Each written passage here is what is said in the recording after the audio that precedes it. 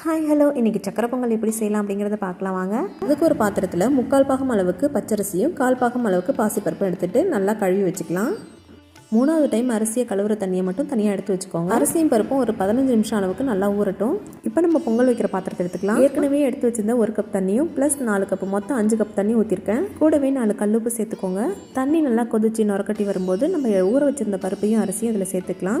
தண்ணி அதிகமாக இருக்கிற மாதிரி இருந்துச்சுன்னா தண்ணி கொஞ்சம் எடுத்து வச்சிருங்க. இப்போ அரிசியும் பருப்பும் நல்லா வெந்து வந்துருச்சு, நல்லா குழஞ்சி வந்துருச்சு. இந்த சமயத்தில் 2 கப் அளவுக்கு வெல்லம் ஆட் பண்ணியிருக்கேன். 1 கப் அரிசி பருப்புக்கு 2 கப் வெல்லம் ஆட் பண்ணாதான் சக்கரை பொங்கல் நல்லா டேஸ்டியாக வரும். இப்போ 1 ஸ்பூன் நெய் விட்டு கலந்து விட்டு அடுத்ததான் நெய்யில் வறுத்த முந்திரி திராட்சையும் போட்டுக்கலாம். உங்களுக்கு எந்த அளவுக்கு முந்திரி திராட்சை வேணுமோ அந்த அளவுக்கு நீங்கள் போட்டு நல்லா கிளறி விட்டுக்கோங்க. வாசனைக்காக ஏலக்காய் தூளும் சின்னதாக ஒரு துண்டு மட்டும் பச்சை கற்பூரம் சேர்த்துக்கோங்க, நல்லாயிருக்கும்.